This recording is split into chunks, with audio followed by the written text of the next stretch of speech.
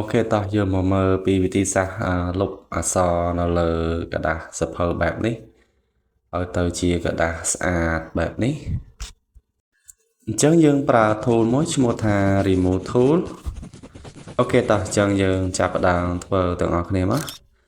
អញ្ចឹងដំបូងគឺយើង duplicate layer មួយមកបន្ទាប់មកទៀតយើងចូលទៅ select យកពាក្យថា coloring យើងជ្រើសរើសយកពាក្យថា white colors តមកទៀតចូលទៅ select inverse ចូលទៅ select modify យើងយក expand selection ចូលយកទៅ remove tool យើងយកមកគូសបែបនេះមកណាប្រើ remove tool គូសបែបនេះមក